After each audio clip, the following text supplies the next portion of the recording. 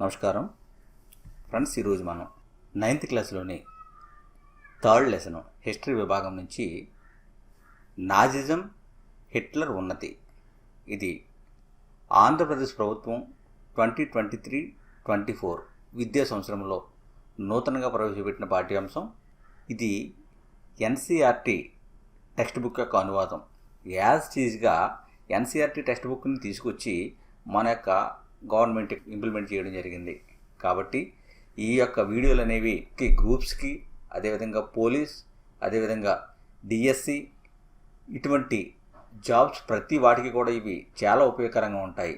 మరి ముఖ్యంగా తెలంగాణ, ఆంధ్ర ఈ రెండు ప్రాంతాలలో ఉన్న డిఎస్సి అభ్యర్థులకు 100% యూజ్ఫుల్ అవుతాయి.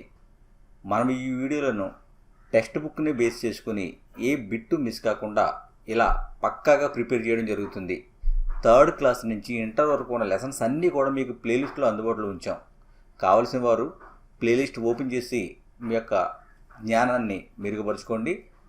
ఇప్పుడు ఈ వీడియోలో నాజిజం, హిట్లర్ ఉన్నతి ఈ పాఠ్యాంశం గురించి నేర్చుకుందాం. వీడియో నచ్చితే లైక్ చేయండి, షేర్ చేసి మీరు చూస్తున్నారు కింగ్స్ డిఎస్సి యూట్యూబ్ ఛానల్. నేర్చుకుందాం. ఇక్కడ పరిచయం చూసినట్లయితే హెల్మట్, ఈయన 1945 సంవత్సరం నాటికి 11 సంవత్సరాల వయసు గలవాడు. హెల్మట్ అనే అతను 1945కి అప్పటికి ఇతని వయసు ఎంత? 11 సంవత్సరాలు. అంటే జర్మన్ దేశానికి చెందిన ఒక చిన్న కుర్రవాడు. ఈ హెల్మట్ తండ్రి ప్రముఖమైన వైద్యుడు, అంతేకాకుండా హిట్లర్కు మద్దతుదారుడు. హెల్మట్ తండ్రి ఎవరు అంటే ఒక వైద్యుడు, హిట్లర్కు జర్మన్ నియంతగా ఉన్న హిట్లర్కు మద్దతుదారుడు. ఈ యొక్క హెల్మట్ తండ్రి తన భార్యతో ఏమన్నాడు అంటే, కుటుంబం మొత్తం చంపడానికి లేదా చావడానికి సమయం ఆసన్నమైంది. మనం వికలాంగులను, యూదులను ఏ విధంగా అయితే భయంకరంగా మనం హింసించడం జరిగిందో, వారిని చంపడం జరిగిందో, ఈ మిత్రరాజ్యాలు కూడా మన పట్ల అదే విధంగా వ్యవహరిస్తాయి. కాబట్టి మనమందరం కూడా వారి చేతిలో, అంటే మిత్రరాజ్యాల చేతిలో చచ్చే కంటే మనమే చావడం బెటరు. అందుకనే నేను చంపడానికి లేదా చావడానికి కూడా మనకి సమయం ఆసన్నమైంది అని చెప్పేసి ఇతను భార్యతో అన్నాడు. ఆ తర్వాత ఏం జరిగింది అంటే, ఈ ఫ్యామిలీ అంతా కూడా అడవిలోకి వెళ్ళి ఆ రోజంతా కూడా ఎంజాయ్ చేసి వచ్చిన తర్వాత ఇతడు ఆఫీసులో కాల్చుకుని చనిపోయాడు. హెల్మట్ తండ్రి ఆఫీసులో కాల్చుకొని చనిపోయాడు. అతని యొక్క యూనిఫాము కూడా హెల్మట్ యొక్క ఇంటి పొయ్యిలోని తగలబెట్టడం జరిగింది.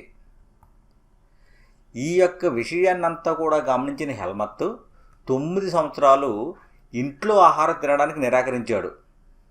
9 సంవత్సరాలు. ఎందుకంటే నా తల్లి కూడా నన్ను విషమిచ్చి చంపేస్తుంది అనే ఒక భయం చేత ఇంట్లో ఆహారాన్ని తినడానికి 9 సంవత్సరాలు ఇతడు నిరాకరించాడు. ఇక్కడ వేమర్ రిపబ్లిక్ ఆవిర్భావం చూసినట్లయితే ఐరోపా మొట్టమొదటి ఎలా ఉండేది అంటే, యుద్ధానికి ముందు, అంటే మొదటి ప్రపంచ యుద్ధం, ఈ యుద్ధానికి ముందు ఐరోపా ఖండము రుణదాతగా ఉండేది. ఒక రుణదాత ఖండంగా ఉండేది యుద్ధానికి ముందు. యుద్ధం తరువాత అంటే రుణగ్రస్త ఖండంగా మారిపోయింది.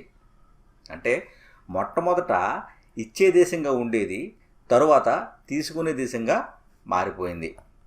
మొదటి ప్రపంచ యుద్ధం ఇది 1914, 1918 ఈ మధ్యకాలంలో కొనసాగింది. ఇక్కడ సాధారణ పౌరుల కంటే సైనికులకే ఉన్నతమైన స్థానం లభించింది మొదటి ప్రపంచ యుద్ధ కాలంలో. ఇక్కడ ఆస్ట్రియాలతో కలిసి జర్మనీ మిత్రపక్షాలతో పోరాడింది. జర్మనీ ఆస్ట్రియాతో కలిసి మిత్రపక్షాలతో పోరాడింది. అయితే ప్రారంభంలో ఫ్రాన్స్, బెల్జియం ప్రాంతాలను ఆక్రమించడం ద్వారా జర్మనీ విజయాన్ని నమోదు చేసుకుంది.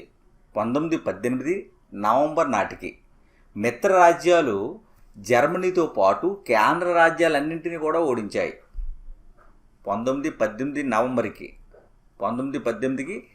నవంబర్కి మిత్రరాజ్యాలన్నీ కలిసి కేంద్ర రాజ్యాలను జర్మనీతో పాటు ఓడించాయి. మొదటి ప్రపంచ యుద్ధం తర్వాత ప్రపంచ యుద్ధం వెర్సల్స్ సంధి తర్వాత ఇవి కోల్పోయినవి ఏంటి? ఈ వెర్సల్స్ సంధి తర్వాత జర్మనీ వీటిని కోల్పోయింది అని చూసినట్లయితే, జర్మనీ ఆధీనంలో ఉన్న విదేశీ కాలనీలు జర్మనీ ఆధీనంలో ఉన్న విదేశీ కాలనీలు 10వ వంతు జనాభా, 13వ వంతు భూభాగం. ముఖ్యంగా ఈ 13% భూభాగంలో ఫ్రాన్స్, పోలాండ్, డెన్మార్క్, లిథువేనియాలకు ఇవ్వడం జరిగింది. ఈ 13% భూభాగాన్ని జర్మనీలో కోల్పోయిన 13% భూభాగాన్ని ఫ్రాన్స్కి, పోలాండ్కి, డెన్మార్క్కు, లిథువేనియాకు ఇవ్వడం జరిగింది. అంతేకాకుండా 75% ఇనుమును కోల్పోయింది జర్మనీ, 26% బొగ్గును కోల్పోయింది. ఇక్కడ రూర్, జర్మనీలోని బొగ్గు వనరుల క్షేత్రం రూర్ అనేది, జర్మనీలో బొగ్గు వనరుల క్షేత్రం రూర్. ఈ యొక్క రూర్ని ఫ్రాన్స్ ఆక్రమించింది. తర్వాత రైన్లాండ్, ఈ రైన్లాండ్ను మిత్రరాజ్యాలు ఆక్రమించుకున్నాయి. ఇక్కడ ఖనిజాలు అనేవి సమృద్ధిగా ఉన్నాయి ఈ రైన్లాండ్ ప్రాంతంలో. కాబట్టి ఈ ప్రాంతాన్ని మిత్రరాజ్యాల సమిష్టిగా పంచుకున్నాయి. తర్వాత ఈ జర్మనీ యుద్ధ నష్ట పరిహారాన్ని బంగారం రూపంలో చెల్లించాల్సి వచ్చింది. కాబట్టి ఈ వనరులన్నీ కూడా జర్మనీకి తరిగిపోవడం మొదలయ్యాయి. 6 బిలియన్ పౌండ్లను నష్టపరిహారంగా చెల్లించవలసి వచ్చింది. 6 బిలియన్ పౌండ్లు. ఈ 6 బిలియన్ పౌండ్లను కూడా బంగారు రూపంలోనే చెల్లించింది ఈ జర్మనీ. 1923లో ఆర్థిక సంక్షోభం తలెత్తింది. ఎందుకంటే ఈ వనరులన్నీ కూడా తరిగిపోవడం వల్ల ఆర్థిక సంక్షోభం జర్మనీలో 1923లో తలెత్తింది.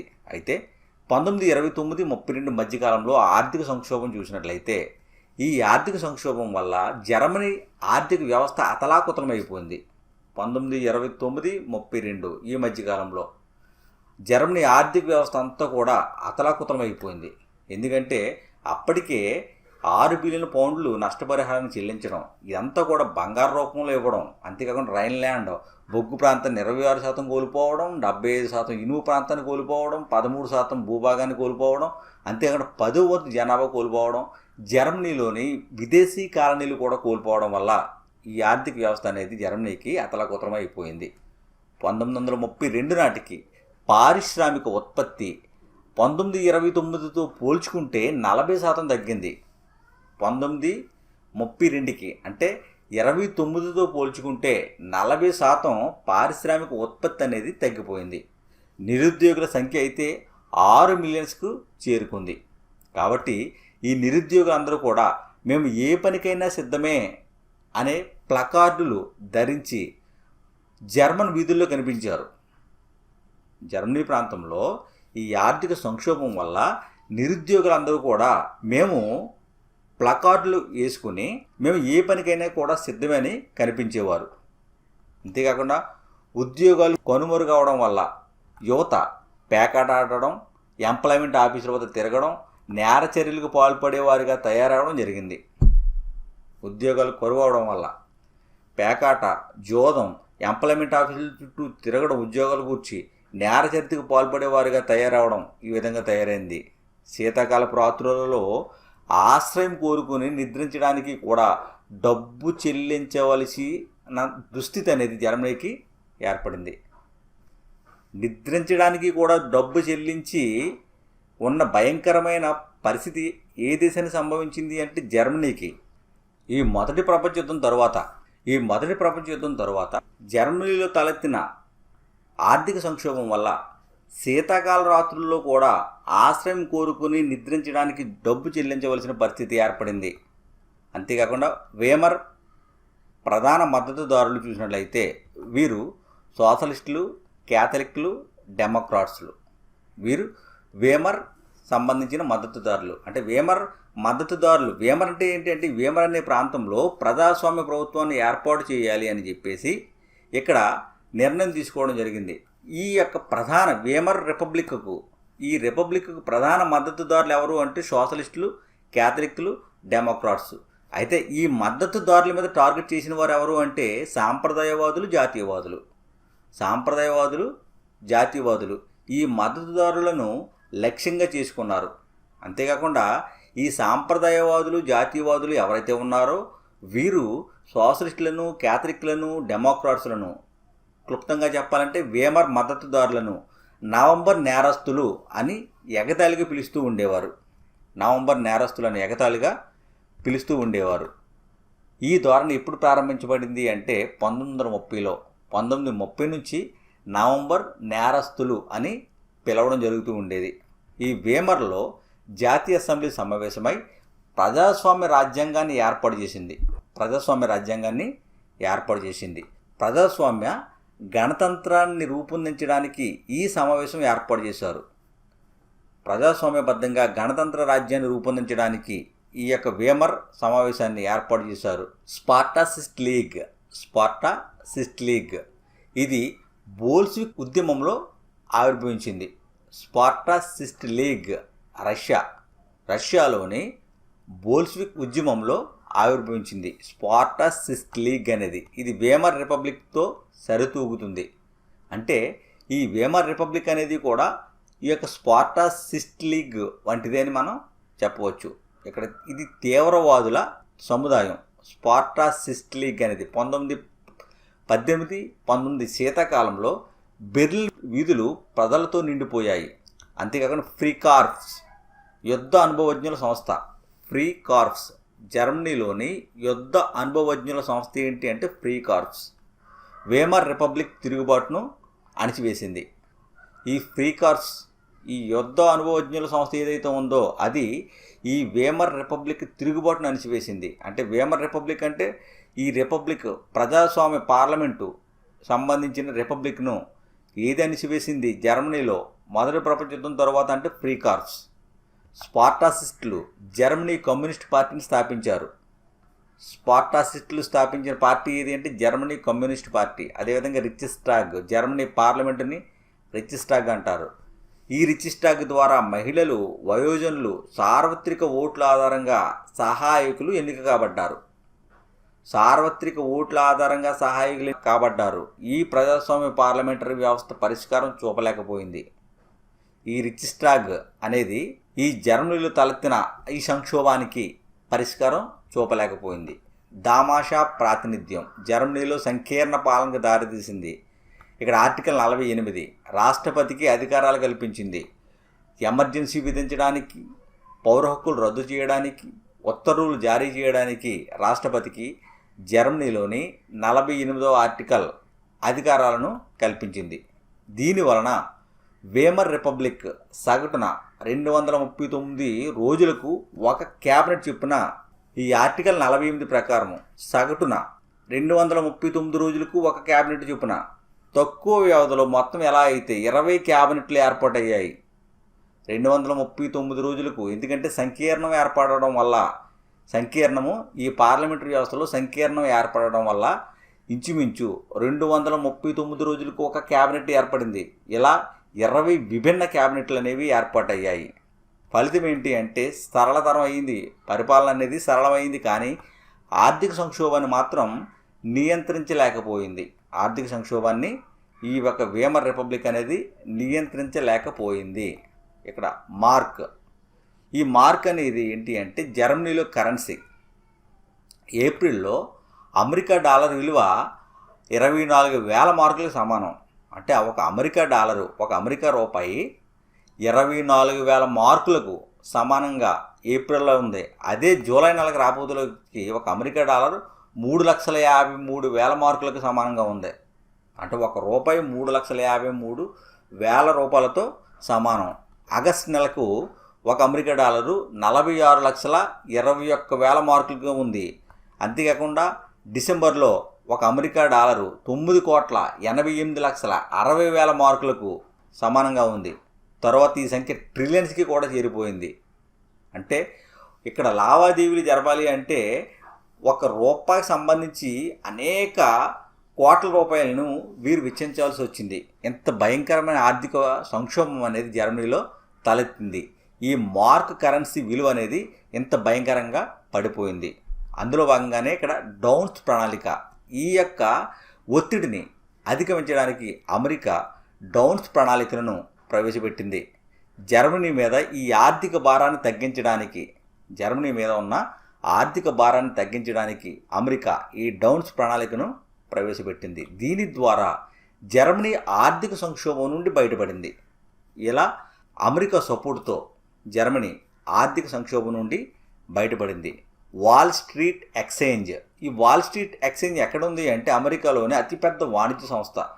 అమెరికాలోని అతిపెద్ద వాణిజ్య సంస్థ పేరు ఏంటి అంటే వాల్ స్ట్రీట్ ఎక్స్చేంజ్. ఇక్కడ 1929 సంవత్సరంలో ఈ వాల్ స్ట్రీట్ ఎక్స్చేంజ్ పతనమైంది. ఈ సమయంలో అమెరికా మద్దతు ఉపసంహరించుకుంది. జర్మనీకి అప్పటి వరకు సపోర్ట్ చేసిన అమెరికా తన మద్దతును 1929లో వాల్ స్ట్రీట్ ఎక్స్చేంజ్ పతనం అవడం వల్ల మద్దతును ఉపసంహరించుకుంది. అక్టోబర్ 24వ తేదీ ఇది తీవ్ర ఆర్థిక మాంద్యం ప్రారంభమైంది జర్మనీలో. అక్టోబర్ 24న జర్మనీలో తీవ్రమైన ఆర్థిక మాంద్యం ప్రారంభమైంది. ఒకే రోజు 13 మిలియన్ షేర్లు అమ్ముడయ్యాయి. 1929-32 మధ్యకాలంలో అమెరికా జాతీయ ఆదాయము సగానికి పడిపోయింది. అమెరికా జాతీయ ఆదాయము సగానికి పడిపోయింది. ఇక్కడ జర్మనీ చూసినట్లయితే ఈ జర్మనీ రెండవ ప్రపంచ యుద్ధం ముసుగులో మారణ హోమాన్ని నిర్వహించింది. రెండవ ప్రపంచ యుద్ధం 39-45 మధ్యకాలంలో జరిగింది. ఈ మధ్యకాలంలో ఇది భయంకరమైన మారణ హోమాన్ని జర్మనీ నిర్వహించింది. ఇక్కడ మరణించిన వారు చూసినట్లయితే 6 మిలియన్స్ మంది యూదులున్నారు. ఈ జర్మనీ యొక్క మారణ హోమంలో మరణించిన వారు 6 మిలియన్స్ మంది, అంటే 60 లక్షల మంది యూదులున్నారు. అంతేకాకుండా జిప్సీలు 2 లక్షల మంది ఉన్నారు. పోలాండ్ పౌరులు 1 మిలియన్ మంది ఉన్నారు.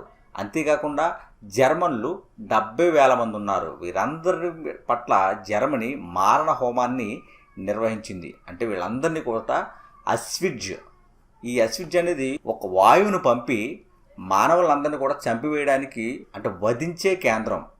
ఎలా చంపేస్తూ ఉండేవారు అంటే గ్యాస్ పంపించడం ద్వారా చంపడం జరిగేది. అంటే ఈ యొక్క యూదులను, జిప్సీలను, పోలాండ్ వారులని, జర్మన్ వీళ్ళందరూ కూడా ఎలా చనిపోయారంటే ఒక బంకర్ లాంటి ఒక ప్రదేశంలోకి వీళ్ళందరినీ కూడా లోపలికి తోసి అక్కడ గ్యాస్ పంపించి ఆ వాయువు ద్వారా వీళ్ళందరినీ కూడా ఒకేసారి చంపడం జరిగింది. ఇంత భయంకరమైన మారణ హోమాన్ని ఈ యొక్క హిట్లర్ జర్మనీలో కొనసాగించడం జరిగింది. అందులో శారీరక మానసిక వికలాంగులు కూడా చంపబడ్డారు. అందుకునే హెల్మత్ తండ్రి తన భార్యతో ఏమన్నాడు, నేను చంపడానికైనా చావడానికైనా సిద్ధంగా ఉన్నాను. ఎందుకంటే మనము ఈ యొక్క యూదుల పట్ల, వికలాంగుల పట్ల ఏ విధంగా అయితే క్రూరంగా వ్యవహరించామో ఈ మిత్రరాజ్యాలు కూడా మన యందు అదే విధంగా వ్యవహరిస్తాయి. కాబట్టి మనమందరం కూడా వాళ్ళ చేతులు చచ్చేయడానికంటే నేను మిమ్మల్ని చంపడానికి లేదా చావడానికి సిద్ధంగా ఉన్నానని చెప్పేసి తన భార్యతో హెల్మత్ తండ్రి చెప్పాడు అని మనం మొదట నేర్చుకున్నాం. అస్విడ్జ్ అనేది ఒక కేంద్రం. ఆ కేంద్ర ప్రాంతంలో ఇక్కడ గ్యాస్ పంపించి వీరందరినీ కూడా చంపివేయడం జరిగింది. 1945 మేలో మిత్ర రాజ్యాలకు ఈ జర్మనీ లొంగిపోయింది. ఇంత భయంకరంగా చంపిన తర్వాత 1945 మేలో మిత్ర రాజ్యాలకు జర్మనీ లొంగిపోయింది. ఇక్కడ న్యూరెంబర్గ్ అనేది అంతర్జాతీయ సైనిక ట్రిబ్యునల్ ఇప్పుడు జర్మనీ లొంగిపోయిన తర్వాత ఏర్పాటు చేశారు. దేనికి ఏర్పాటు చేశారంటే ఈ యొక్క నాజీ సైనికులు ఎవరైతే ఉన్నారో, అంటే హిట్లర్ యొక్క సైన్యం ఎవరైతే ఉన్నారో వీరందరూ కూడా చాలా మారణ హోమాన్ని సృష్టించారు. చాలామంది ప్రజల్ని చంపివేయడం జరిగింది.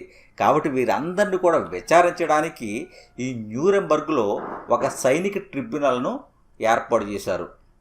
మానవత్వానికి వ్యతిరేకంగా నేరాలకు పాల్పడినందుకు మానవత్వ వ్యతిరేక నేరాల మీద విచారణ చేయడానికి ఈ యొక్క ట్రిబ్యునల్ అనేది ఏర్పాటు చేయబడింది. అయితే కేవలము ఇంతమంది ప్రాణాలను పొట్టన పెట్టుకున్న ఈ నాజీలలో 11 మందిని మాత్రమే మరణశిక్ష అనేది విధించారు. ఈ న్యూరెంబర్గ్ ట్రిబ్యునల్ ఏం చేసిందంటే కేవలం 11 మందికి మాత్రమే మరణశిక్ష విధించింది. చాలామందికి అయితే జీవిత ఖైదు విధించింది, కానీ మరణశిక్ష అయితే ఇన్ని లక్షల మందిని పొట్టన పెట్టుకున్న ఈ యొక్క నాజీలకు 11 మందికి మాత్రమే న్యూరెంబర్గ్ సైనిక ట్రిబ్యునల్ అనేది మరణశిక్ష అనేది విధించడం జరిగింది. తర్వాత హిట్లర్ అధికారంలోకి రావడం. ఇక్కడ హిట్లర్ జననం చూసినట్లయితే ఈయన 1889 సంవత్సరంలో 1889 సంవత్సరంలో ఆస్ట్రియాలో జన్మించాడు. హిట్లర్ 1889 ఆస్ట్రియాలో జన్మించాడు. మొదటి ప్రపంచ యుద్ధంలో సైన్యంలో చేరాడు. ఏ విధంగా చేరాడు అంటే మొదటి వరుసలో వార్తాహరునిగా అంటే అనౌన్స్మెంట్స్ మొదటి వరుసకు సంబంధించి ఆ మొదటి వరుసలో వార్తాహరునిగా చేరడం జరిగింది. తర్వాత ఈయన కార్పొరల్ అయ్యాడు. మొదటి ప్రపంచ యుద్ధంలో సైన్యంలో చేరి ఆ చేరడము కూడా మొదటి వరుస వార్తాహరునిగా చేరి తరువాత కార్పొరల్ అయ్యాడు హిట్లర్. 1919 సంవత్సరం జర్మన్ వర్కర్స్ పార్టీ అనే సమూహంలో చేరాడు. హిట్లర్ 1919లో జర్మన్ వర్కర్స్ పార్టీ అనే సమూహంలో చేరాడు. దీనిని స్వాధీనం చేసుకున్నాడు తర్వాత కాలంలో. ఈ జర్మన్ వర్కర్స్ పార్టీని స్వాధీనం చేసుకున్న తరువాత నేషనల్ సోషలిస్ట్ వర్కర్స్ పార్టీ అని మార్చడం జరిగింది. జర్మన్ వర్కర్స్ పార్టీని స్వాధీనం చేసుకొని నేషనల్ సోషలిస్ట్ వర్కర్స్ పార్టీ అని మార్చాడు. ఈ నేషనల్ సోషలిస్ట్ వర్కర్స్ పార్టీయే నాజీ పార్టీగా ఆవిర్భావం పొందింది.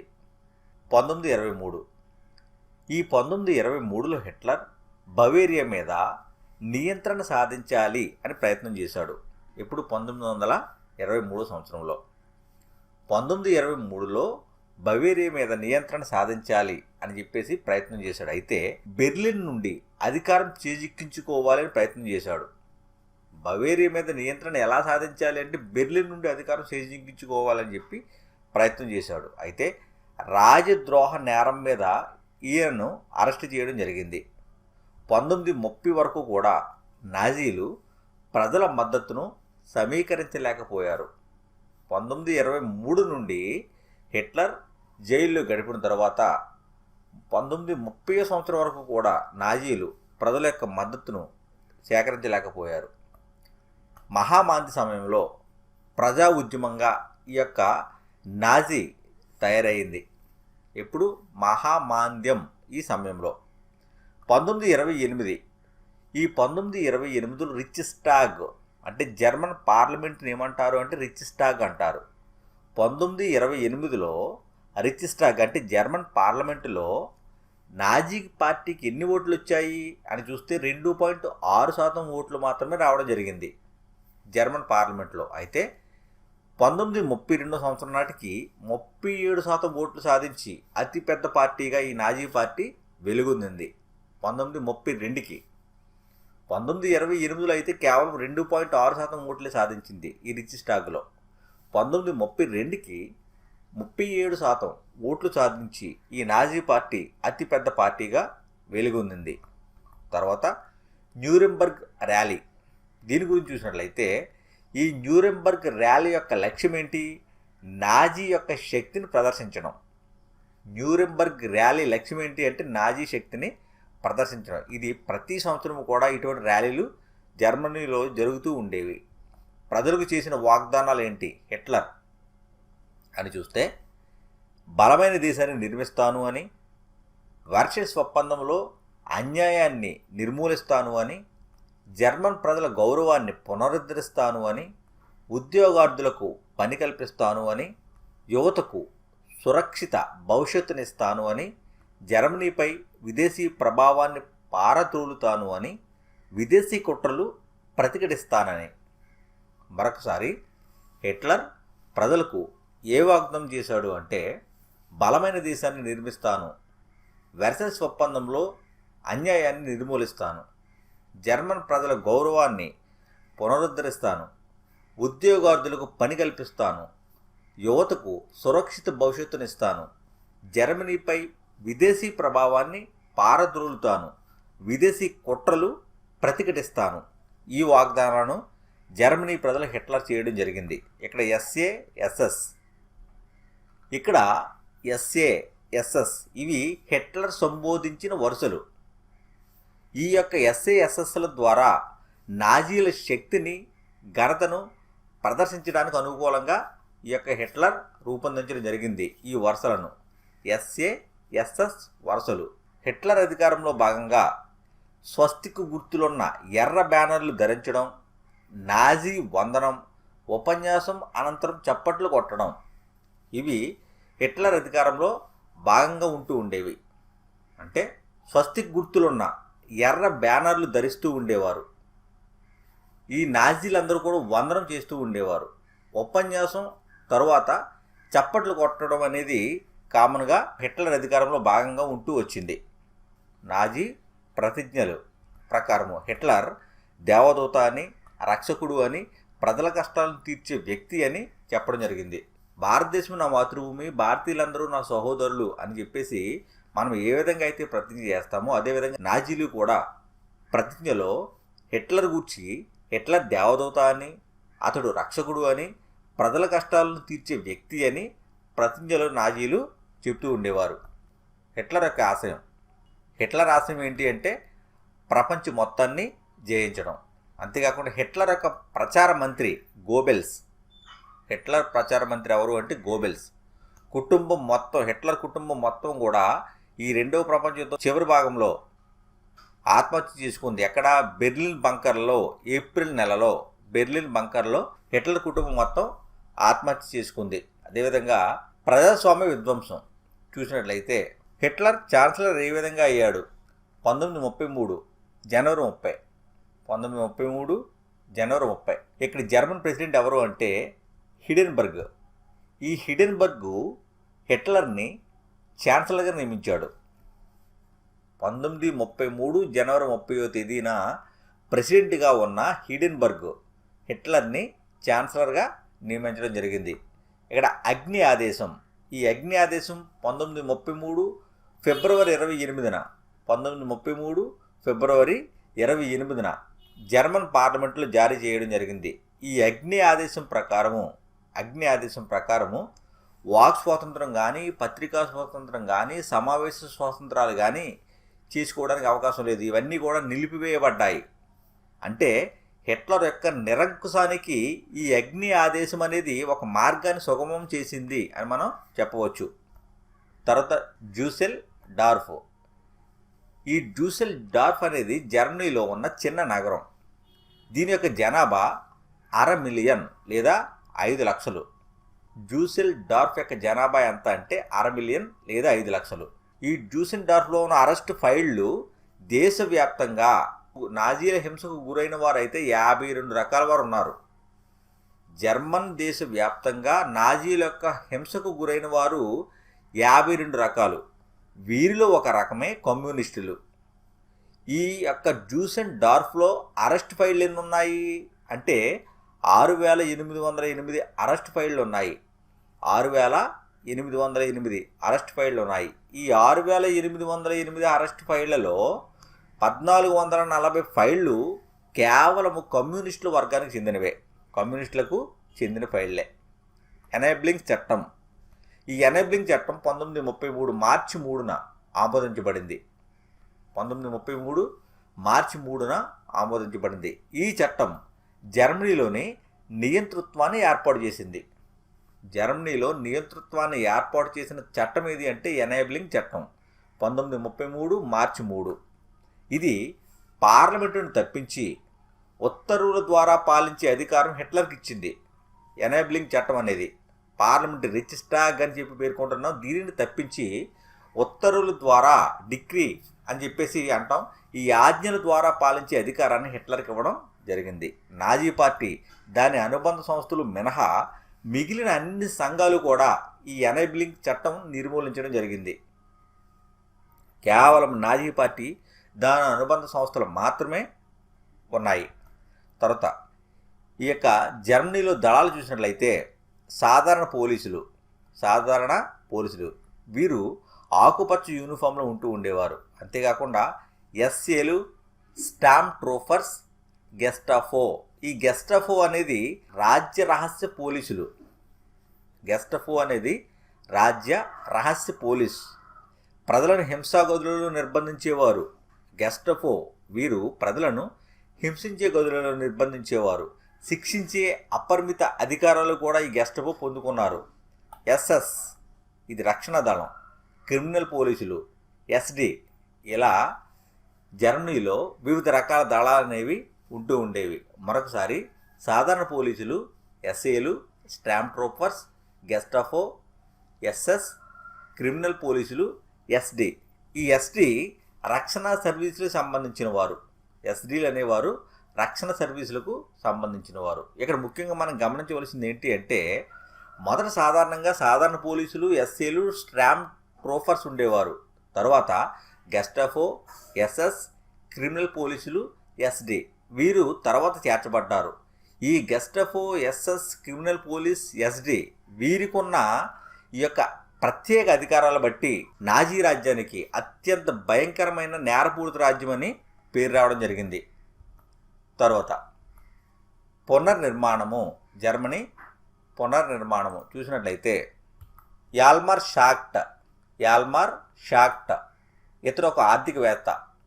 జర్మనీలోని హిట్లర్ నియమించిన ఆర్థికవేత్త ఎవరు అంటే యాల్మార్ షాక్ట్. ఇతనికి ఆర్థిక పునరుద్ధరణ బాధ్యతను హిట్లర్ అప్పగించాడు. ఇతడు ప్రభుత్వ నిధులతో ఉపాధి కల్పించడం లక్ష్యంగా చేసుకున్నాడు. ప్రభుత్వ నిధులతో ఉపాధి కల్పించి జర్మనీని అభివృద్ధి చేయాలి అని చెప్పేసి లక్ష్యాన్ని నిర్ణయించుకున్నాడు. యాల్మార్ షాక్ట్ ప్రాజెక్ట్ ఉత్పత్తి ఏంటి అంటే German super highway Volkswagen. ఈ వోక్స్ వ్యాగన్ అనేది ప్రజల కారు అని ప్రసిద్ధి పొందింది. ప్రజల కారు అని వోక్స్ వ్యాగన్ ప్రసిద్ధి పొందింది.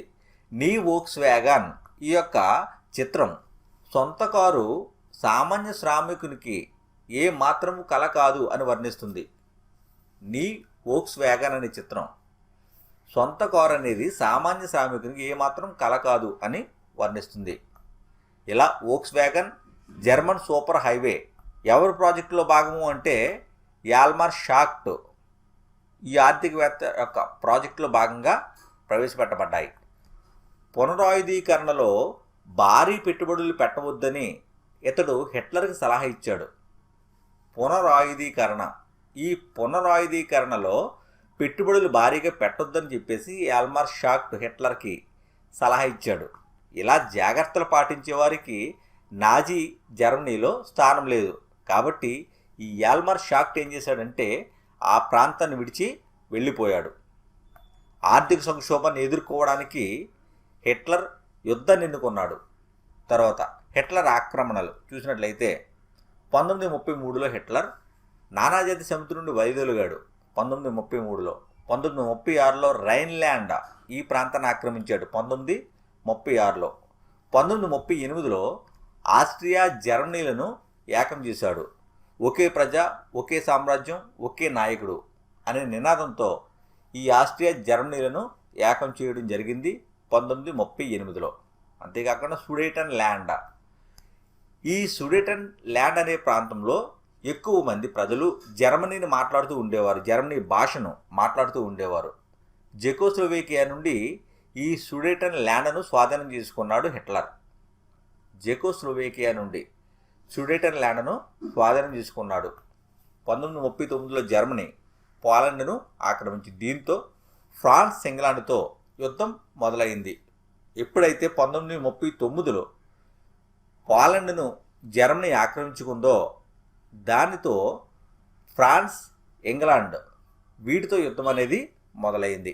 1940వ సంవత్సరంలో సెప్టెంబర్లో ఇటలీ, జపాన్ ఈ దేశాలతో జర్మనీ త్రైపాక్షిక ఒప్పందం కుదుర్చుకుంది సెప్టెంబర్ నెల 1940లో.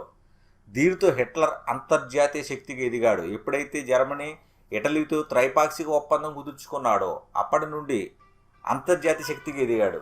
1940 సెప్టెంబర్ నెలలో ఇటలీ, జర్మనీతో త్రైపాక్షిక ఒడంబడిక చేసుకోవడం ద్వారా హిట్లర్ ప్రభావం అనేది ఉన్నత శిఖరాలకు చేరింది.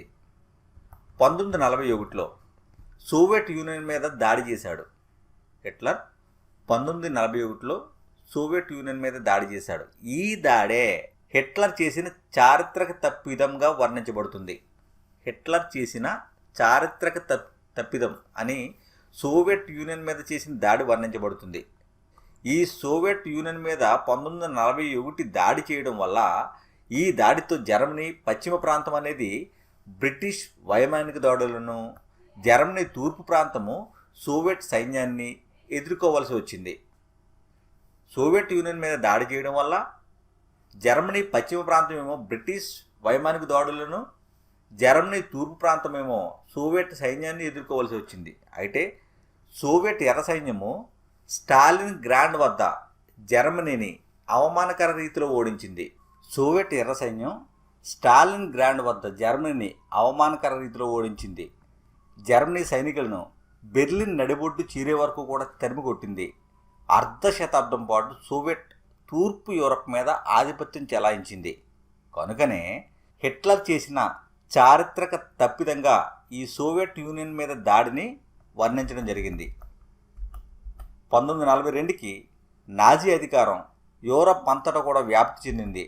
ఈ జర్మనీకి సహకరించే దేశాలు చూసినట్లయితే ఫిన్లాండ్, స్లోవేకియా, హంగరీ, రుమేనియా, బల్గేరియా ఇవి సహకరించిన దేశాలుగా ఉన్నాయి.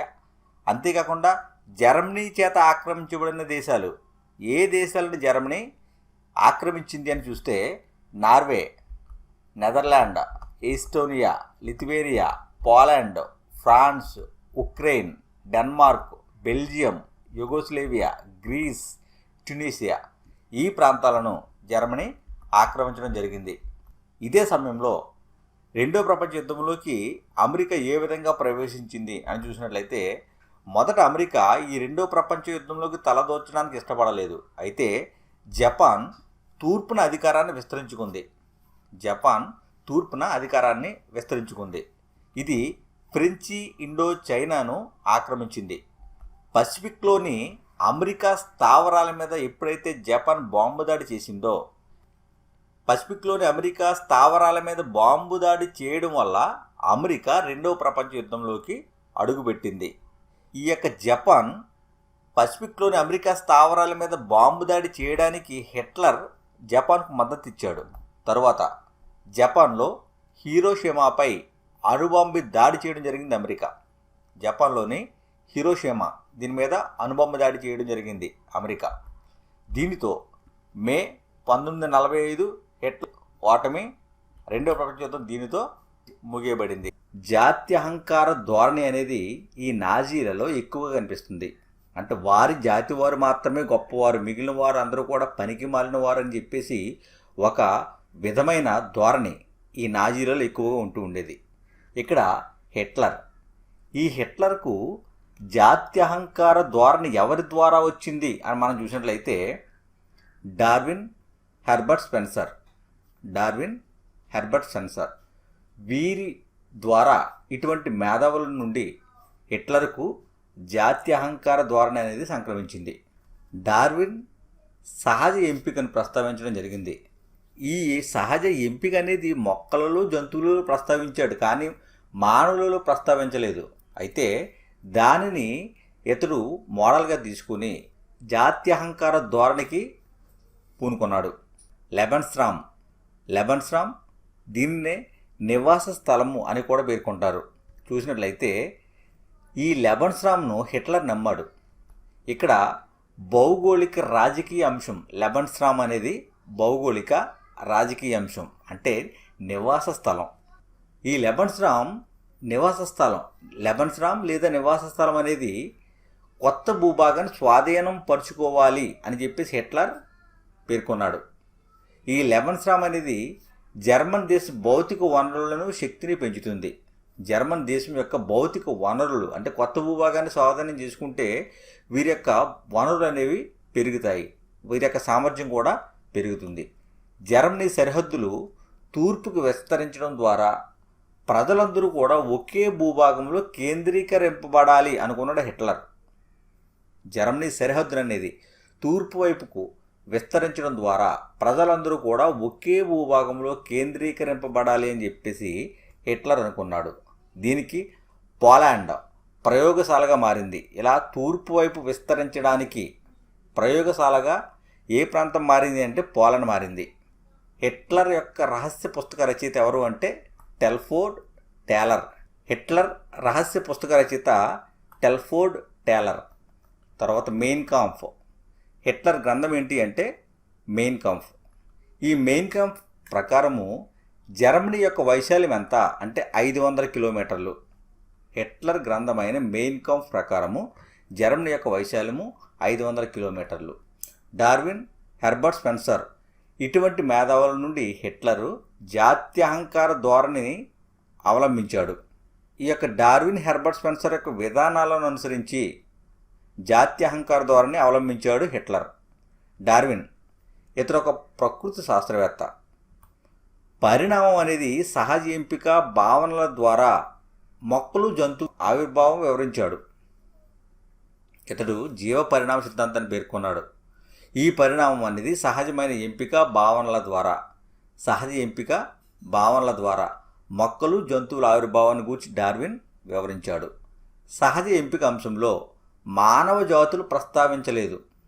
డార్విన్ సహజ ఎంపిక అంశంలో మానవ జాతులను ప్రస్తావించలేదు. అయితే ఈ మానవ జాతులను సహజ ఎంపికలో ప్రవేశపెట్టడం జరిగింది. మొక్కలు జంతువులు ఆవిర్భావాన్ని వివరించాడు డార్విన్. హెర్బర్ట్ స్పెన్సర్ బలవంతులదే మనుగడ అనే ఆలోచనను డార్విన్ వివరణలకు జోడించాడు. బలవంతులదే మనుగడ అనే ఆలోచన డార్విన్ వివరణలకు హెర్బర్ట్ స్పెన్సర్ జోడించాడు. అగ్రస్థానంలో ఈ యొక్క నాజీ సమాజంలో అగ్రస్థానంలో ఎవరున్నారు అంటే నార్డిక్ జర్మన్ ఆర్యన్లు ఉన్నారు. నాజీ సమాజంలో అగ్రస్థానంలో ఉన్న ప్రజలు ఎవరు అంటే నార్డిక్ జర్మన్ ఆర్యన్లు. వీరు నీలి కళ్ళు కలిగి ఉండేవారు. నార్డిక్ జర్మన్ ఆర్యన్లు నీలి కళ్ళు కలిగి ఉండేవారు. వీరిని మాత్రమే వాంఛనీయులుగా భావించారు జర్మన్లు. ఈ నీలి కళ్ళు కలిగిన నార్డిక్ జర్మన్ ఆర్యన్లను మాత్రమే వాంఛనీయులుగా భావించడం జరిగింది. స్వచ్ఛమైన ఆరోగ్యమైన ఆర్యులు మాత్రమే ఉండాలి అని కోరుకున్నారు. స్వచ్ఛత లేని అసాధారణ జర్మన్లకు జీవించే హక్కు లేదని చెప్పేసి దీని అర్థం మనకు తెలుస్తుంది. తర్వాత చివరి స్థానంలో ఎవరున్నారు చూసినట్లయితే ముఖ్యంగా యూదులు. చాలా భయంకరమైన పరిస్థితులు అనేవి యూదులు ఇక్కడ ఎదుర్కోవడం జరిగింది. జర్మనీ ప్రపంచ చరిత్రలోనే అతి దుర్భర పరిస్థితులు ఎదుర్కొన్న వారు ఎవరు అంటే యూదులు. వీరి గురించి చూసినట్లయితే వీరు కడజాతి వారిగా ఈ యొక్క నాజీ సమాజంలో పేర్కొబడ్డారు. జాతి వ్యతిరేకులుగా కూడా భావించబడ్డారు. ఆర్యన్ బద్ధ శత్రువులుగా యూదులు పరిగణించబడ్డారు. అత్యంత దుర్భర బాధితులుగా కూడా వీరు ఉన్నారు. క్రీస్తు అంతకులుగా, వడ్డీ వ్యాపారులుగా యూదులు ముద్రవేయబడ్డారు. క్రీస్తు అంతకులు, వడ్డీ వ్యాపారులుగా కూడా యూదులు ముద్రవేయబడ్డారు. మధ్యయుగ కాలం వరకు భూమి కలిగి ఉండకుండా యూదులు నిరోధించబడ్డారు. ఎప్పటి వరకు? మధ్యయుగ కాలం వరకు కూడా భూమి కలిగి ఉండకుండా నిరోధించబడ్డారు. ఇక్కడ గొట్టోస్ ప్రాంతం. ఈ గొట్టోస్ ప్రాంతంలో ప్రవేశించే ముందు యూదులు ఎవరైతే ఉన్నారో వారి యొక్క సంపదను మొత్తం కూడా జర్మన్లకు సమర్పించాలి. ఈ గొట్టోస్ ప్రాంతం ఎందుకు అంటే ఇక్కడ ఈ యొక్క దుర్భర జీవితాన్ని గడుపుతున్న యూదుల కొరకు ఏర్పాటు చేయబడిన ప్రత్యేకమైన ప్రాంతం ఇది, ఈ గొట్టోస్ ప్రాంతం. అంతేకాకుండా అష్విజ్ అని యంత్రాలలోకి వీళ్ళందరినీ కూడా తోసి చంపడానికి ఏర్పాటు చేయబడిన ప్రాంతం. అతి భయంకరమైన ప్రాంతం ఇది గొట్టోస్ అనేది. ఈ ప్రాంతంలో ప్రవేశించే ముందు యూదులకు ఉన్న సంపద మొత్తాన్ని కూడా జర్మన్లకు ఇచ్చేయాలి.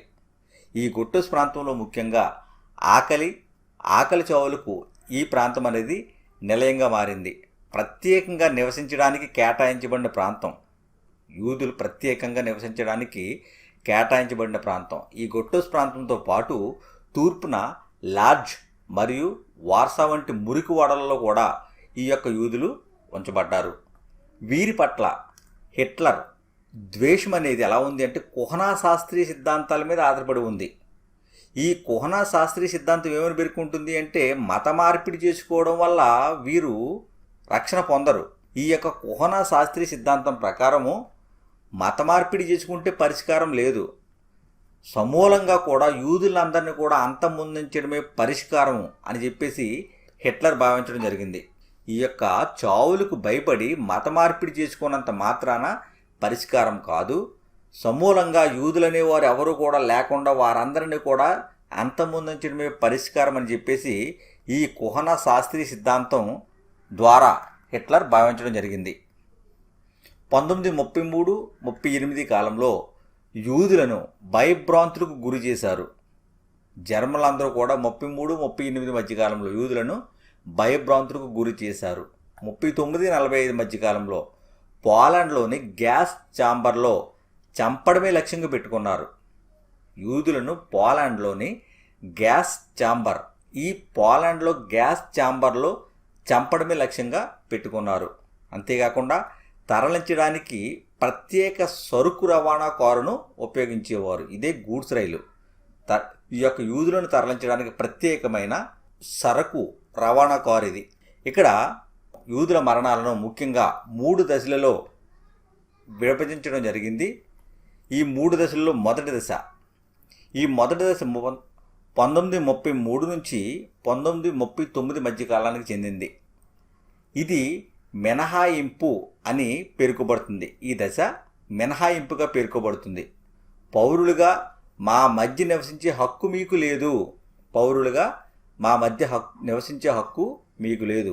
అందుకనే ఇక్కడ ప్రత్యేకమైన ప్రాంతాలను యూదులకు కేటాయించడం జరిగింది. అంతేకాకుండా పార్కుల్లో కూడా ఈ యొక్క స్థలాలనేవి కేవలము జర్మన్లకు, ఎవరైతే ఆర్యన్ జాతికి చెందిన వారు ఉంటారో వారికి మాత్రమే ఇందులో యూదులకు ప్రవేశించడానికి అవకాశం, యూదులు కూర్చోవడానికి అవకాశం లేదు. 1935 సెప్టెంబర్ న్యూరెంబర్గ్ చట్టాలు. ఈ న్యూరెంబర్గ్ చట్టాలు జర్మన్లు వారి రక్త సంబంధికులు మాత్రమే జర్మన్ పౌరులుగా ఉంటారు. ఈ న్యూరెంబర్గ్ చట్టాల ప్రకారం జర్మన్లు వారి రక్త సంబంధికులు వీరు మాత్రమే జర్మన్ పౌరులుగా ఉంటారు.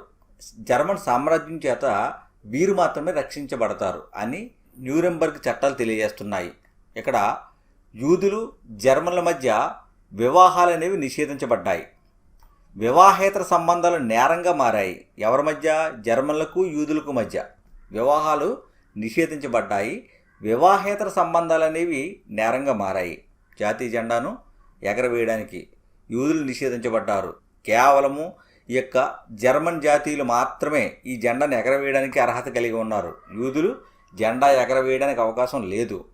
ఇక్కడ పగిలిన గాజు రాత్రి 1938 నవంబర్ యూదుల ఇళ్ల మీద దాడి చేసి ప్రార్థనా మందిరాలు తగలబెట్టి పురుషులను బందీ చేశారు. ఈ పురుషులను బందీ చేసే సంఘటనను పగిలిన గాజు రాత్రిగా వర్ణించడం జరిగింది. పురుషులను బందీ చేసే ఈ సంఘటనను పగిలిన గాజు రాత్రిగా వర్ణించారు. ఎప్పుడు జరిగింది అంటే 1938 నవంబర్లో జరిగింది పగిలిన గాజు సంఘటన. ఇక్కడ సినగాజ్ యూదుల యొక్క ప్రార్థనా మందిరాలను సినగాజులు అని పిలిచేవారు.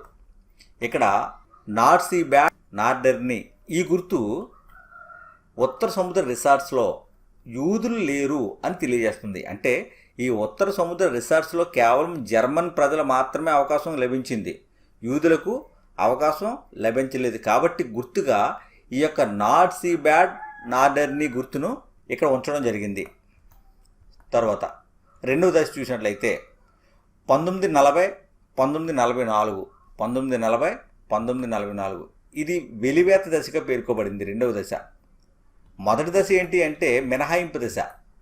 రెండో దశ ఏంటి అంటే వెలివేత దశ. మా మధ్య నివసించే హక్కు మీకు లేదు. 1941 సెప్టెంబర్ నుండి ఈ రెండవ దశ అనేది మొదలైంది. 1941 సెప్టెంబర్ నుండి డేవిడ్ పసుపు నక్షత్రాలు.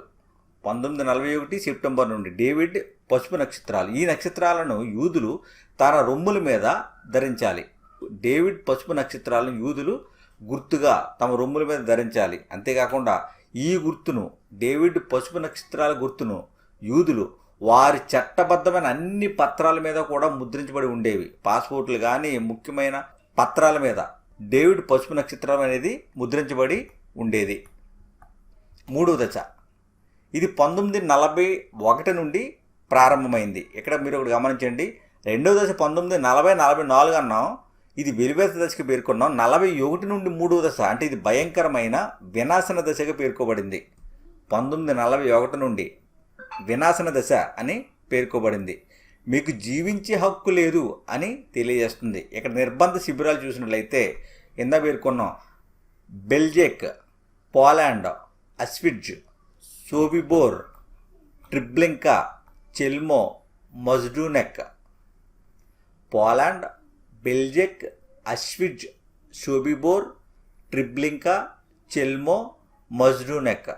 ఈ యొక్క శిబిరాలలో యూదులను చంపడానికి ఉద్దేశించబడిన శిబిరాలు ఇవి. యూదులను చంపివేయడానికి ఉద్దేశించబడిన శిబిరాలు. ఈ ప్రాంతాలలో వీరిని బట్టలు విప్పి వారి యొక్క షూలన్నీ కూడా పక్కన పడవేసి వారందరినీ కూడా ఈ శిబిరాల్లోకి మళ్లించి గ్యాస్ విడుదల చేయడం ద్వారా యూదులను చంపివేయడం జరిగింది. అందుకని నిమిషాల వ్యవధిలో సామూహిక హత్యలు అనేవి ఇక్కడ జరిగాయి. నిమిషాల వ్యవధిలోనే కొన్ని లక్షల మంది చంపబడ్డారు యూదులు. కొన్ని లక్షల మంది యూదులు ఇక్కడ చంపబడ్డారు.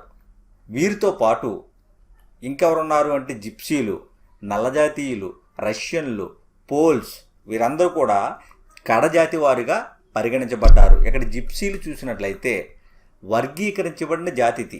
జిప్సీ జాతి అనేది ఒక ప్రత్యేకమైన వర్గీకరించబడిన జాతి. సింటీలు, రోమాలు కూడా ఇటువంటి సమూహాలే. జిప్సీలు వంటి సమూహాలే సింటీలు, రోమాలు కూడా. ఈ యొక్క జిప్సీల మూలాలు భారతదేశంలో ఉన్నాయి అని చాలామంది భావిస్తున్నారు. భారతదేశంలో ఉన్నాయని చెప్పి చాలామంది భావిస్తున్నారు. తర్వాత పోల్స్. ఈ నాజీ ప్రజలు యూదులను, జిప్సీలను, నల్లజాతీయులను వీరందరితో పాటు పోల్స్, మేధావులను కూడా హత్య చేయడం జరిగింది. హారిన్ వలె కనిపించే పిల్లలను లాక్కుని వారిని పరీక్ష చేసి ఆ పరీక్షలో ఉత్తీర్ణులైతే ఆ ఉత్తీర్ణులైన పిల్లలను జర్మనీ కుటుంబాల్లో పెంచేవారు. ఒకవేళ ఫెయిల్ అయితే ఆ ఫెయిల్ అయిన వారిని అనాథాశ్రమాల్లో ఉంచేవారు. ఈ పోలీస్ ప్రాంత పిల్లలను వీరు ఎలా ఉండేవారంటే ఆర్యన్ వలె కనిపించేవారు. ఈ ఆర్యన్ వలె ఎవరైతే కనిపిస్తున్నారో పిల్లలు, ఈ జర్మనీ తూర్పు ప్రాంతంలో ఉన్న పోలాండ్ ఏరియాలో ఆర్యన్ వలె ఎవరైతే పిల్లలు కనిపిస్తున్నారో ఆ పిల్లలను వీరు లాక్కొని ఆ పిల్లలను పరీక్ష చేసి ఆ పరీక్షలో ఉత్తీర్ణులైన వారిని జర్మన్ కుటుంబాల్లో పెంచేవారు. ఉత్తీర్ణులు కాకుండా ఫెయిల్ అయిపోయిన వారిని అనాథాశ్రమాల్లో ఉంచేవారు. ఈ విధంగా వీరందరినీ కూడా భయంకరంగా శిక్షించడం జరిగింది నాజీలు. తర్వాత ఈ చివరి స్థానంలో ఉన్న ప్రజలందరూ కూడా సాధారణ ప్రభుత్వం అనబడే ప్రాంతంలో ఉంచబడ్డారు. చివరి స్థానంలో ఎవరైతే పేర్కొన్నామో ఈ జిప్సీలు, సింటీలు, రోమాలు, నల్లజాతీయులు, రష్యన్లు, పోలీసులు, యూదులు వీరందరూ కూడా సాధారణ ప్రభుత్వం అనబడే ప్రాంతంలో ఉంచబడ్డారు. దీనినే జనరల్ గవర్నమెంట్ అని పేర్కొంటారు. ఈ ప్రాంతంలో వీరు ఉంటూ ఉండేవారు. తర్వాత నాజీ జర్మనీలో యువత.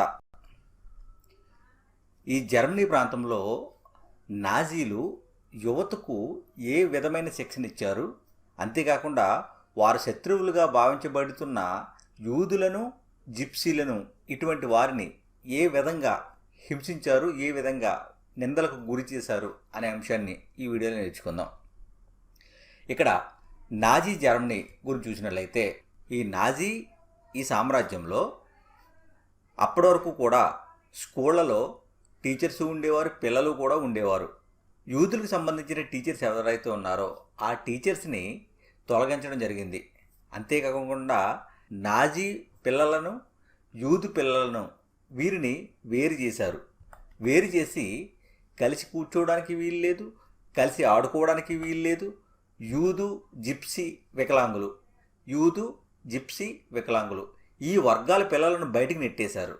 నెట్టివేయడమే కాదు, 1940వ సంవత్సరం నుంచి వీరిని గ్యాస్ ఛాంబర్లకు తరలించి అక్కడ గ్యాస్ విడుదల చేయడం ద్వారా వీరందరినీ కూడా సమూలంగా చంపివేయడం జరిగింది. ఇంత భయంకరంగా ఈ యొక్క నాజీలు యూదుల పట్ల, జిప్సీల పట్ల, వికలాంగుల పట్ల వ్యవహరించిన తీరు మనకు తెలుస్తుంది.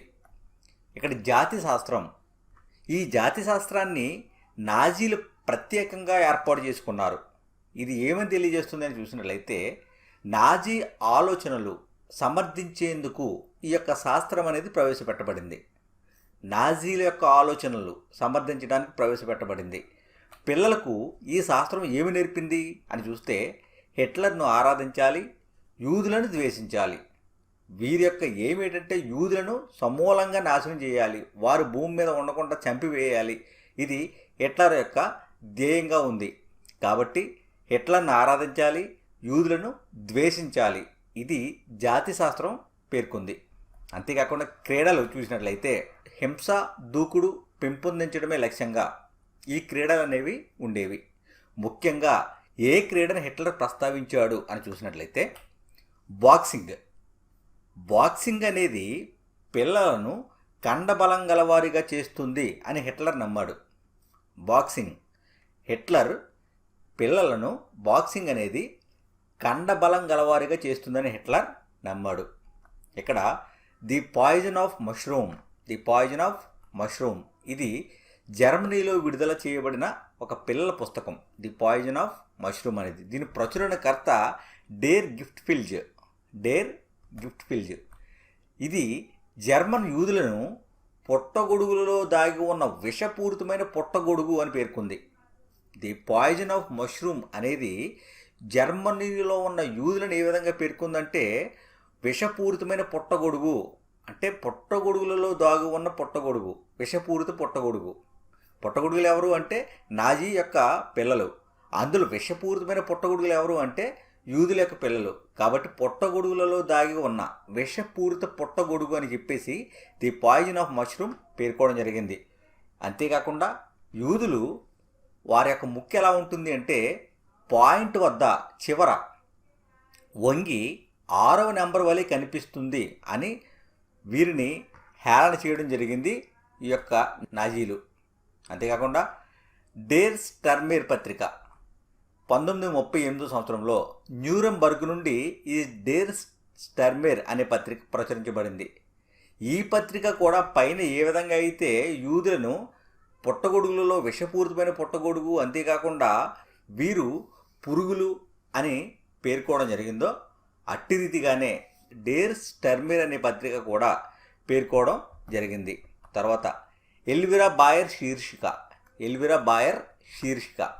1936లో న్యూరెంబర్గ్ నుండి ఈ శీర్షిక అనేది ప్రచురించబడింది.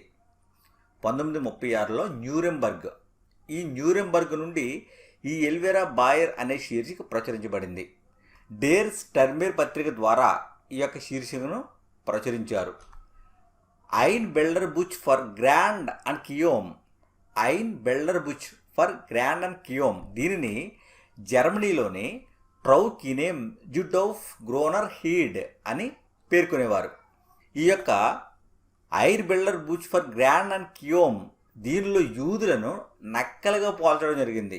ఈ యొక్క ఎల్విరా బాయర్ శీర్షిక ముఖ్యంగా చిత్రాలతో కూడిన ఒక పుస్తకం అని చెప్పవచ్చు. తర్వాత the rise and the fall of the third Reich దీనిని డబ్ల్యూ షైరర్ ఈయన పేర్కోవడం జరిగింది. 6 నుంచి 10 సంవత్సరాల పిల్లలు నాజీ భావజాలంలో ప్రాథమిక శిక్షణ పొందారు. డబ్ల్యూ షైరర్ ప్రచురించిన the rise and the fall of the third Reich ప్రకారము 6 నుంచి 10 సంవత్సరాల పిల్లలు నాజీ భావజాలంలో ప్రాథమిక శిక్షణ పొందారు. అంతేకాకుండా ఈ 6-10 సంవత్సరాల ఈ ప్రాథమిక విద్యను అభ్యసించే పిల్లలు చేసిన ప్రతిజ్ఞ ఏంటి అని చూసినట్లయితే మా ప్యూరర్కు ప్రాతినిధ్యం వహించే ఈ బ్లడ్ బ్యానర్ సమక్షంలో మన దేశ రక్షకుడైన హిట్లర్కు నా శక్తియుక్తులను, నా బలాన్ని అంకితం చేస్తాను అని. ఇక్కడ ప్యూరర్ ఎవరు అంటే హిట్లర్. మా ప్యూరర్కు ప్రాతినిధ్యం వహించే ఈ బ్లడ్ బ్యానర్ సమక్షంలో మా దేశ రక్షకుడైన హిట్లర్కు నా శక్తియుక్తులను, బలాన్ని అంకితం చేస్తాను అని. అతని కోసం నా జీవితాన్ని కూడా వదులుకోవడానికి సిద్ధంగా ఉన్నాను అని. కాబట్టి నాకు సహాయం చేయి దేవుడా అని చెప్పేసి ప్రతిజ్ఞ చేయడం జరిగింది. ఏ సంవత్సరాల పిల్లలు అంటే 6 నుంచి 10 సంవత్సరాల పిల్లలు. తర్వాత రాబర్ట్ లే, ఈయన జర్మన్ లేబర్ ఫ్రంట్ అధినేత. ఈ లే ఏమని పేర్కొన్నాడు అంటే పిల్లవాడికి 3 సంవత్సరాలు రాగానే మేము మొదలు పెడతాం. శిక్షణ అనేది 3 సంవత్సరాలు రాగానే మేము మొదలు పెడతాం. అతను ఆలోచించడం ప్రారంభించగానే చిన్న జెండా చేతికిస్తాం. అప్పుడు పాఠశాల ప్రారంభమవుతుంది. 10 సంవత్సరాల వయసు వరకు పాఠశాల విద్యను అభ్యసిస్తారు. ఆ తరువాత అప్పుడు పాఠశాల హిట్లర్ యూత్ సైనిక సేవ వస్తాయి అని చెప్పేసి రాబర్ట్ లే పేర్కొన్నాడు. అంటే 10 సంవత్సరాల తర్వాత నుండి ఏ విధంగా వారు ఏ శిక్షణ పొందుతారు అన్నది కొద్ది నిమిషాల్లో తెలుసుకుంటాం. తర్వాత నాజీ మతారాధన వ్యవస్థ. నాజీ మతారాధన ఏ విధంగా ఉండేది? అబ్బాయిలైతే దూకుడుగా, కండబలంతో, ఉక్కు హృదయంతో ఉండాలి అని చెప్పేసి పేర్కోవడం జరిగింది. అబ్బాయిలు ఎలా ఉండాలి? దూకుడుగా ఉండాలి, కండబలం కలిగి ఉక్కుతో ఉండాలి. ఒకవేళ వికలాంగులైనా, నాజీ ప్రజలైనా, అంతేకాకుండా జిప్సీ పిల్లలైనా వీరెవరైనా కానీ ఈ యొక్క గ్యాస్ ఛాంబర్లలో తరలించి చంపివేయడం జరిగేది. అమ్మాయిలు ఎలా ఉండాలి? స్వచ్ఛమైన ఆర్యజాతి పిల్లలను పెంచే మంచి తల్లులుగా ఉండాలి. అమ్మాయిలు ఎలా ఉండాలంటే మంచి తల్లులుగా ఉండాలి. స్వచ్ఛమైన ఆర్యజాతి పిల్లలు పెంచే తల్లులుగా ఉండాలి. ఆర్య సంస్కృతిని, జాతిని కాపాడేవారుగా ఉండాలి. ఆర్యుల యొక్క సంస్కృతి, జాతిని కాపాడేవారుగా ఈ తల్లులు, అమ్మాయిలు అనేవారు ఉండాలి. హిట్లర్ ఏమన్నాడు అంటే, నా దేశంలో తల్లి అత్యంత ముఖ్యమైన పౌరురాలు అని పేర్కొన్నాడు. నా దేశంలో తల్లి అత్యంత ముఖ్యమైన పౌరురాలు అని పేర్కొన్నాడు. ఇక్కడ గమనించవలసిన విషయం ఏంటంటే, ఇలా పేర్కొన్న హిట్లర్ నాజీలు కాని తల్లులను కూడా భయంకరంగా ఈ యొక్క గ్యాస్ ఛాంబర్లలో చంపివేయడం జరిగింది. ఎక్కువ పిల్లలను కన్నీళ్లు ప్రోత్సహించడానికి వారికి శిలువలు ప్రదానం చేశారు. ఇక్కడ ముఖ్యంగా ఏ శిలువలు ఇచ్చారో చూసినట్లయితే, 4 పిల్లలు ఉంటే కాంస్య శిలువ, 6 పిల్లలు ఉంటే వెండి శిలువ, 8 మంది పిల్లలు లేదా అంతకంటే ఎక్కువ పిల్లలు ఉంటే బంగారు శిలువ బహుకరించడం జరిగింది జర్మనీలో. యూదులు, పోలీసు వారు రష్యన్లతో సంబంధాలు సాగిస్తే, అక్కడ ఉన్న తల్లులు యూదులతో కానీ, పోలీసు వారితో కానీ, రష్యా ప్రజలతో కానీ సంబంధాలు సాగిస్తే మెడల్లో ప్లకార్డులు వేసి పట్టణంలో ఊరేగించేవారు. అంతేకాకుండా గుండు గీయించి ముఖాలు నల్లగా చేసి ఊరేగించడం జరిగింది. ఆ ప్లకార్డులలో ఏమని రాసేవారు అంటే, నేను దేశ గౌరవాన్ని పాడు చేశాను అని చెప్పేసి ఆ ప్లకార్డులను మెడలో వేయించి ఊరేగించడం జరిగేది. తర్వాత ప్రచార కళ. నాజీలు ఎన్నడూ కూడా ఉపయోగించిన పదాలేంటి? ఏ పదాలను నాజీలు ఉపయోగించలేదు? చంపడం, హత్య. చంపడం, హత్య, ఈ పదాలను నాజీలు ఎప్పుడు కూడా ఉపయోగించలేదు. మరి చంపేవారు, హత్యలు చేసేవారు, మరి ఇలా చంపడానికి, హత్య చేయడానికి ఏ పదాలు ఉపయోగించారు అని చూసినట్లయితే, ప్రత్యేక చికిత్స. ప్రత్యేక చికిత్స ఈ పదాన్ని ఎందుకు ఉపయోగించారు? సామూహిక హత్యలు చేయడానికి, సామూహికంగా హత్యలు చేయడానికి ఉపయోగించిన పదం ఏది అంటే ప్రత్యేక చికిత్స అనే పదం. అంతేకాకుండా తుది పరిష్కారం. యూదులను చంపడానికి ఉపయోగించిన పదమే ఈ తుది పరిష్కారం. అంతేకాకుండా అనాయాస, వికలాంగులను చంపడానికి ఉపయోగించిన పదం ఇది, అనాయాస. ఎవాక్యులేషన్ అంటే ఖాళీ చేయించడం అని అర్థం. ఇక్కడ ప్రజలను గ్యాస్ ఛాంబర్లకు పంపడాన్ని ఎవాక్యులేషన్ అని సంబోధించారు. అంతేకాకుండా క్రిమి సంహారక ప్రాంతాలు అని ఈ గ్యాస్ ఛాంబర్లు పేరు పెట్టారు. ఈ గ్యాస్ ఛాంబర్లకు పంపి అక్కడ వారిని చంపివేయడం జరిగింది. కాబట్టి ఈ యొక్క ప్రజలను క్రిములతో పోల్చడం జరిగింది నాజీలు. కనుక ఆ గ్యాస్ ఛాంబర్లకు పెట్టిన పేరేంటి అంటే క్రిమి సంహారక ప్రాంతాలు అని పేరు పెట్టారు. అంతేకాకుండా నకిలీ షవర్ హెడ్లతో అమర్చబడిన బాత్రూముల వలె ఈ యొక్క గ్యాస్ ఛాంబర్లు అనేవి ఉంటూ ఉండేవి. తర్వాత ది ఎటర్నల్ జ్యూ, అత్యంత తప్పుడు చిత్రం ఇది. ది ఎటర్నల్ జ్యూ అనే చిత్రం అత్యంతమైన తప్పుడు చిత్రం. సనాతన యూదులను పొడవైన గడ్డాలతో చూపించారు ఈ చిత్రంలో. ఎటర్నల్ జ్యూ అనే చిత్రంలో సనాతనమైన యూదులను పొడవైన గడ్డాలతో చూపించారు. వారిని దుష్టులుగా వర్ణించారు. యూదులను దుష్టులుగా వర్ణించారు. వీరిని కాఫ్టాలను ధరించి పొడవైన గడ్డాలతో చూపించారు.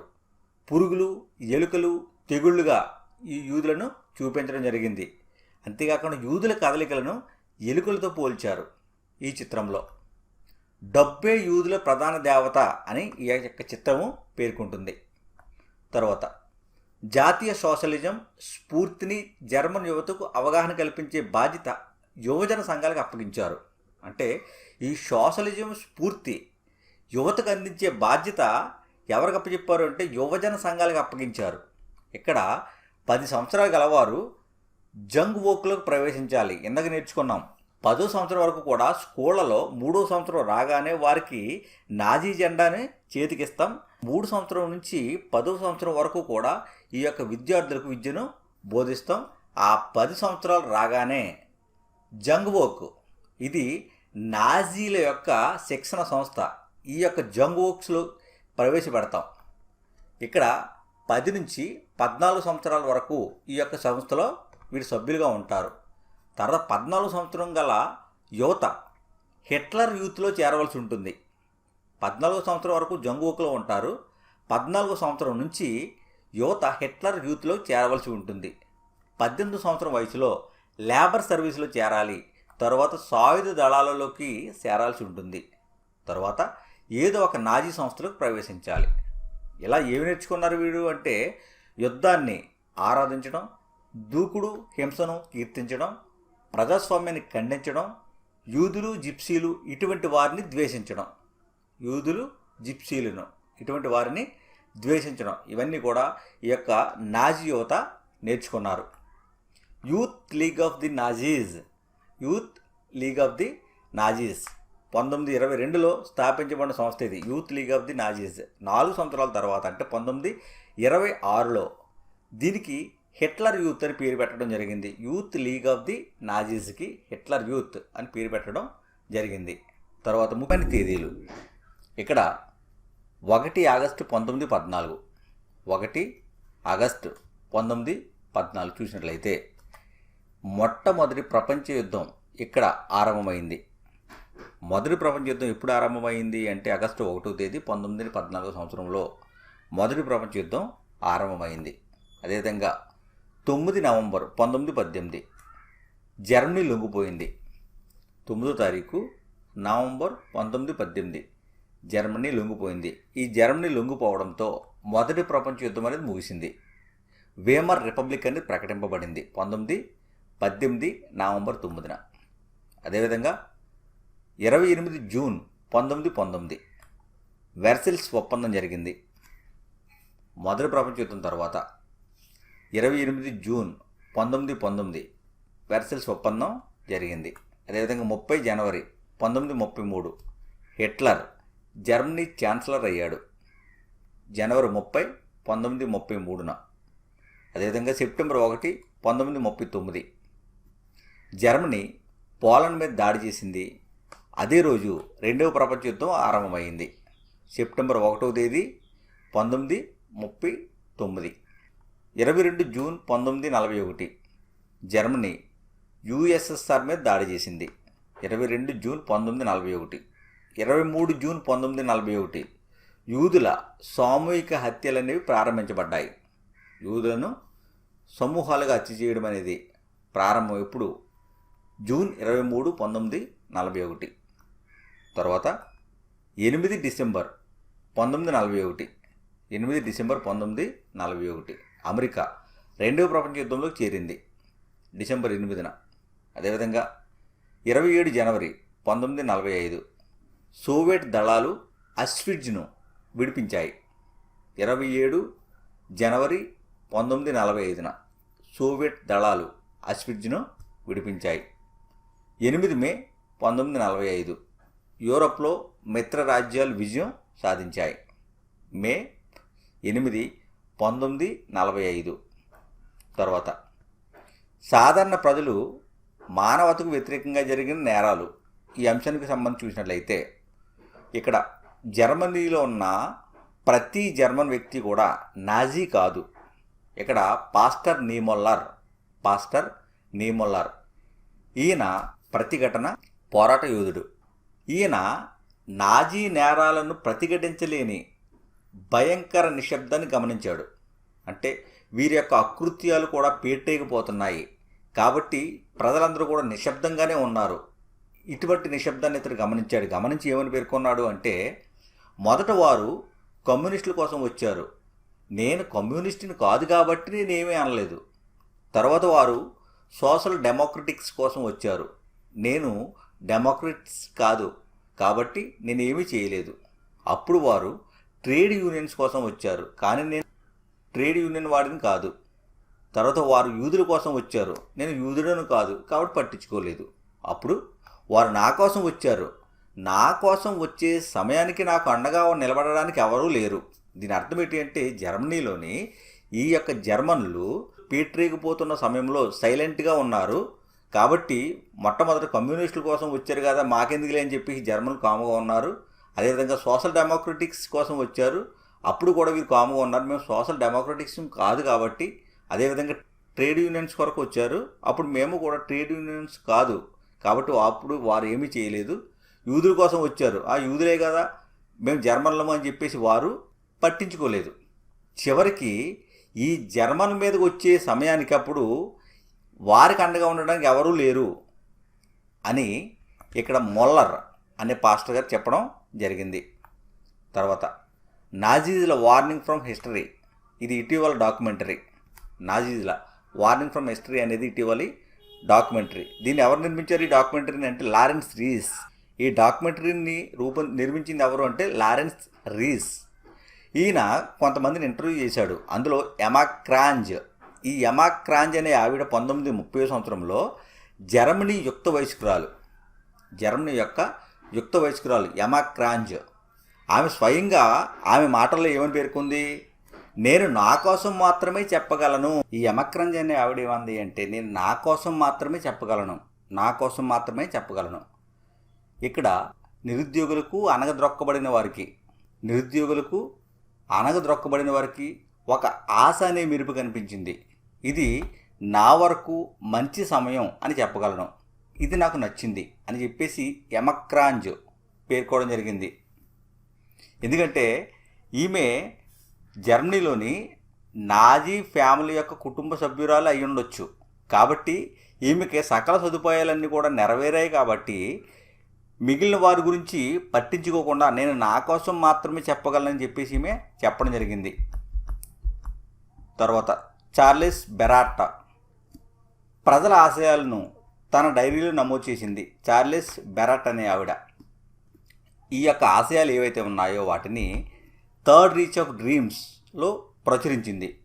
ఈ థర్డ్ రీచ్ ఆఫ్ డ్రీమ్స్ అనే పుస్తకం అత్యంత వివాదాస్పద పుస్తకం.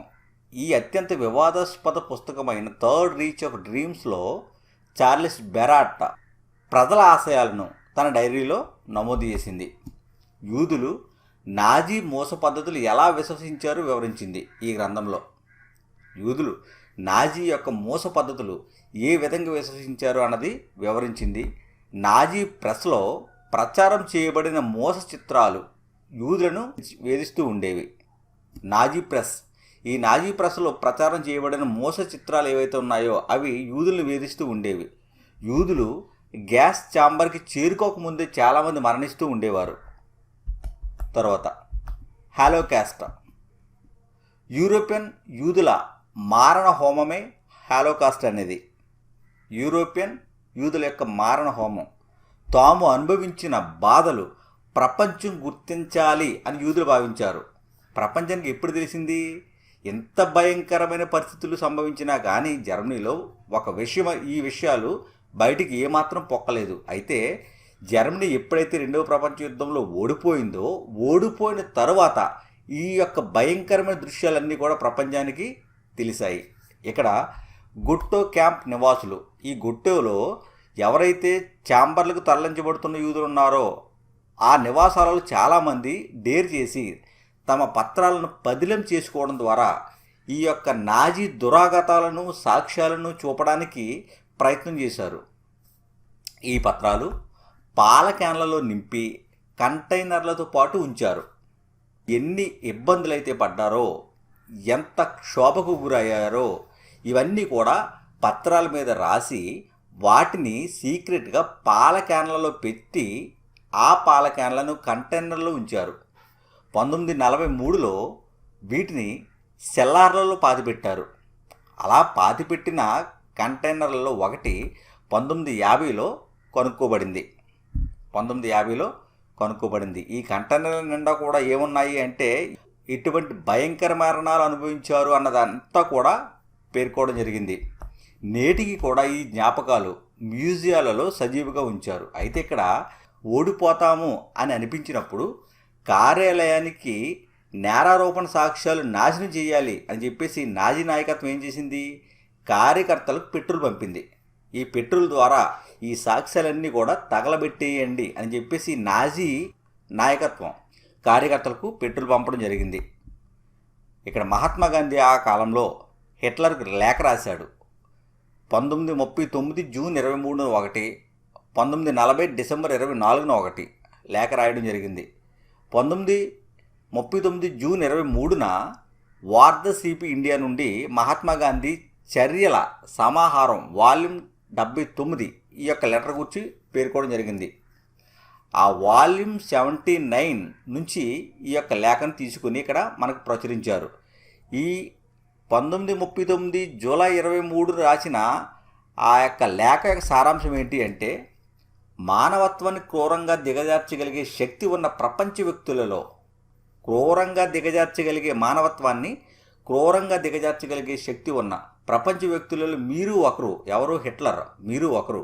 అది మీకు స్పష్టంగా తెలుసు అని ప్రస్తావిస్తూ ఈ యొక్క మహాత్మా గాంధీ లేఖ రాయడం జరిగింది. అదేవిధంగా 1940 డిసెంబర్ 24 ఈ రోజు రాసిన లేఖ, ఇది కూడా మహాత్మా గాంధీ చర్యల సమాహారం ఆ బుక్కుల నుండి వాల్యూమ్ 79 నుండే గ్రహించడం జరిగింది. ఈ లేఖ కూడా దీని సారాంశం ఏంటి అంటే, యుద్ధాన్ని ఆపమని అభ్యర్థిస్తూ హిట్లర్కు మహాత్మా గాంధీ లేఖ రాయడం జరిగింది.